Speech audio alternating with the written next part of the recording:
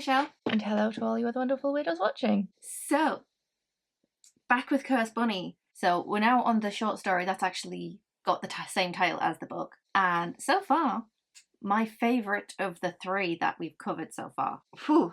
So, Cursed Bunny is basically just a little story being told from a grandfather to his granddaughter about this bunny lamp. It's basically this little sculpture of just a tree with a bunny under it, and I love the line, if you are going to make a cursed fetish, you better make it pretty. So we're kind of talking about a fetish that is to do with a item that curses you, not a whatever you're thinking of right now when it comes to the word fetish.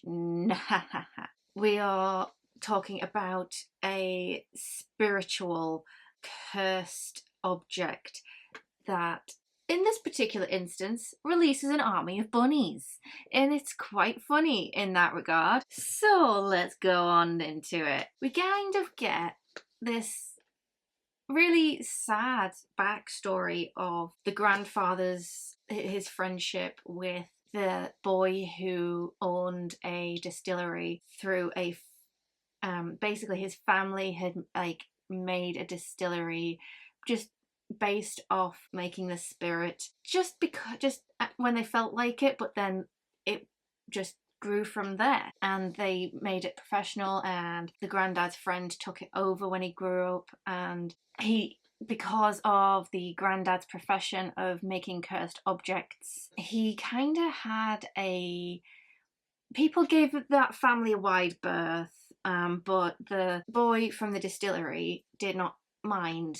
He befriended the grandfather back when they were boys, and therefore that's why the granddad made more friends that way, because the respected boy liked him. So yeah, and so there's this tragic backstory of corporate sabotage, and it's because between distilleries and between basically this is one hell of a critique on what capitalism does to what capitalism kind of rewards corporations, and this is a revenge story, and it is best served fluffy because this distillery is family owned.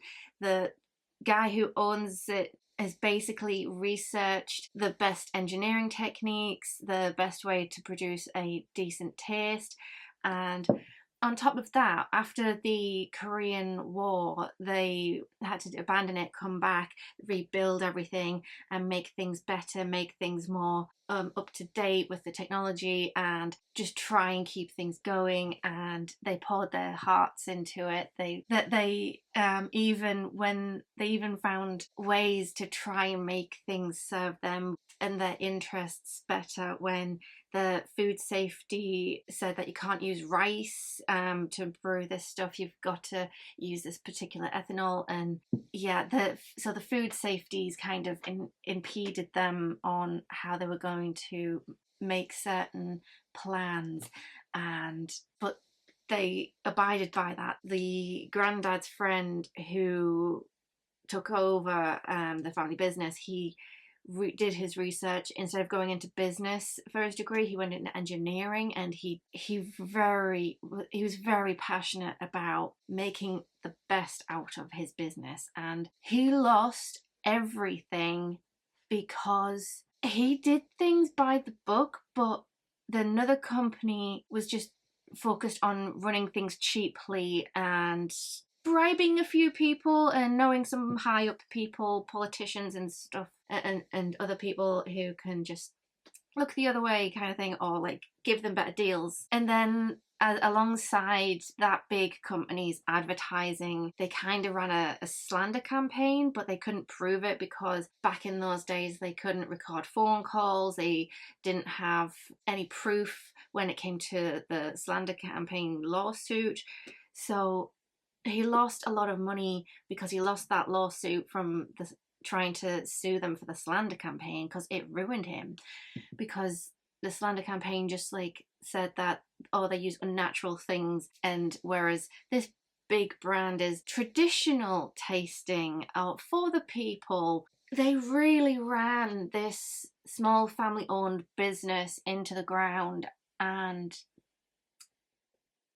to the point where the guy was so heartbroken he hung himself, and his wife found him, and after the funeral she just wanted to join him, and the last anybody heard of their children was that they went to go live with like relatives overseas. Enter the grandfather from this story. His friend has had his business run into the ground, his family torn to ribbons, and that is definitely something you should not do if they are very good friends with somebody who knows how to curse an object. Because I would say not only did this big business get everything they deserve, but there was quite a bit more damage than maybe originally intended. But still, the granddad makes the lamp with the bunny. There's a lovely little detail about the bunny with it being completely white with black tipped ears and black tipped tail, and it's just sitting happily under the tree. And when you turn on the light, it looks as if it's like wiggling its whiskers and about to jump out of the lamp itself. And I loved watching. Did I just say watching? I loved that's kind of how I read. The moment I'm absorbed into a story, that I start picturing it in my head. So I loved reading the downfall of this giant corporation right up until the squeamish part, but I'll put a pin in that until we get to it, because my goodness. So the granddad has to get the CEO to touch this lamp, like actively touch the lamp, which he kind of knew somebody who knows it through, who can put that on their desk. So basically, he managed to get the lamp onto the desk of the CEO, but the CEO was just like, and then continues back with the paperwork and tries to issue a warning going, don't let anybody touch that lamp except for the CEO, to the assistant, who again just nodded and back to the magazine. But it ended up in the warehouse of the distillery. So the bunny at night went to work. Every night this bunny came alive and started chewing through the paperwork. And it didn't just stop at the paperwork. Once there was no more paper, it started chewing the wood, and it started multiplying. So just like bunnies do. It just reminded me, I love this one, but just because there is a park near me, and last year there was only two or three bunnies. Now they're everywhere. They're all across the park. So yeah, I do love bunnies just spreading and causing havoc, just because we all look like a fluffy thing chewing through evil corporations' paperwork. So here we go. The bunnies are at work now, and they kind of try to set rat traps, and there's even a sexist thing that happens because a woman points out that those droppings are not rat sized, they are bunny sized. I know, I have rabbits. And they kind of dismiss her because she's just pours the coffee, does some administrative work. She's only going to be around until she quits to get married. It's just it's not only that critique on the corporate aspect of things, but also we've got to tie in the sexism that these corporate mindsets also have, because the women are secretaries and the heirs to these businesses are also men. It's like, must get a son. So we have a thing going where they're setting rat traps. They are telling everybody how rumours spread, and that is a bad thing. They even try to stoke fear in their workforce by firing one person. He has people he's trying to provide for. Setting that one person go is just trying to set an example is a bad thing, because that person needed the job. Yeah, we've got this bunny on the loose, shredding through everything, and it even got to a point where there was nothing left to chew through, so they just started going for the wallpaper and the doors, so it made the place look run down and shabby. And then the rat rumours actually started, and they had to like do some coverage just to try and settle the rumours. And this was the point where things went worse, because they set up a come and taste our spirits, and so that went well. But the CEO's grandson, he went off playing with the bunnies, and his mum adamant that he's got to ask the grandfather to bring the lamp, to take the lamp, because the boy really wants the lamp.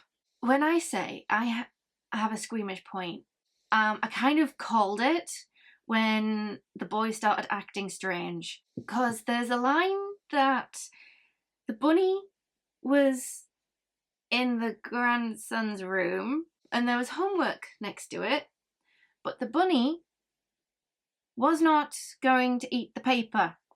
Not a single piece of paper was eaten, and I kind of had a bit of a hunch, which was confirmed. And the squeamish thing for me is kind of what was created when I saw the sequel to Silence of the Lambs, where he was eating somebody's brain. The bunny is eating the boy's brain. So gradually, bit by bit, this boy is going from forgetting his homework to forgetting it was even assigned, to being obsessive about food, must always like be eating even though he's already eaten. And they're just like, oh, it's just because he's a growing lad. And it just gets worse until, because they went to the bigger hospital, and this is a time before MRIs, so they couldn't see what was happening to his brain. And oof, just oof. And the boy just wants the lamp to be by his bed, and because it brings him comfort. Just every time he gets agitated, he looks at the lamp and gets reassured. And oh boy, eventually the company that the CEO has to deal with, because what happened in the warehouse when the bunnies were multiplying, they were trying to move the important documents to another office. The bunnies also joined those. Nobody saw the bunnies as they spread across the company with the paperwork and with the other deliveries. Like, it spread throughout all of the warehouses, all of the offices, and they just went to work chewing the paperwork up. A time passed. I believe the term was seasons have changed. The politicians that were in power are no longer in power, and so this corporation is no longer like in the pocket of politicians, so they don't have the influence that they once did, and they'd get given an audit. And because all of the paperwork has been chewed through, there is no way to legitimize that they've been paying their taxes. There is no proof that they've paid any tax. There's even a lovely line in there going that they have to pay back all of the tax that they somehow managed to dodge, as well as the taxes they actually paid. Beautiful. But at the same time, this is going on as the boy is lying in bed, and in his dreams, he is actually sitting on the land of the lamp, under the tree, with the bunny eating away at his brain, and that is his source of happiness, just being with the bunny, and is very, very happy about the bunny. And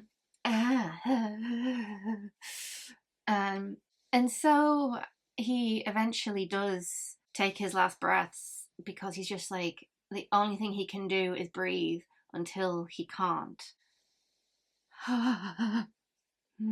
So the CEO's son is mourning his own son's death, and as he's doing that, he's holding the lamp, the thing that brought him so much comfort. Yes, I am holding my head. I am very squeamish about brains. Oh. I think I'm fine. So, So we think the bunny is going to star on the dad, and rightly so, because after he tries to get up from the bed, but every single time something collides with him, it breaks a bone. So his foot breaks as he puts his foot on the ground, and instead of falling, he grabs his hand around his head and he breaks his arm. And so in the hospital, he's just like bandaged up in casts, and he's basically like forced down because he's starting to lose his mind, because he's sure there's a bunny sitting on his lap, and he's sure there's a bunny eating his blanket. He's sure that there is a bunny eating his foot. And they're like pinning him down, trying to restrain him, but it only ends up with more broken bones. Every single time somebody tries to hold his arm down, it breaks. He's become so fragile in the hospital bed, and because the CEO of the company is so wrapped up in the audit and the tax that he's got to pay back, and just having to go through all of that to the point where he has to declare bankruptcy, he hasn't had time to visit his son in hospital. And eventually, at the end of all of that, he's left finally to visit his son to see what has become of like his heir to the company that has just been declared bankrupt. And oh my goodness, eventually the son does die, and the CEO of this company jumps off a building because there is nothing left. Just the granddad who is telling this story to his granddaughter is just like, there's the rules of the cursing at the beginning of the story and at the end of the story, and it's just like, you will never curse a handmade object, you will never curse an item for personal use. And it's because of the fact that if you curse an item, there will be like two graves: the person who was the victim of the curse and the curser.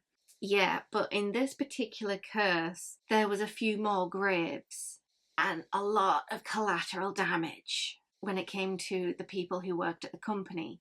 They also got affected because they needed the job to support their family. It's kind of revealed that the granddad is actually an apparition who comes on a foggy day, on a rainy day, just when like when the fog rolls in, like last week's, when it's particularly moody outside, he will just like come in, sit in the armchair, turn on that bunny lamp, and begin his story as a routine. And it's just at the very end, it's just like, okay, off to bed, you've got school in the morning. And the granddaughter's just like, okay, granddad, even though she's like not in school anymore, she's at that age, but she's developed this routine with the apparition of her granddad coming in, telling the story. Even though she's heard it so many times, she knows exactly what questions to ask just to prompt him to continue on with the story. And I like how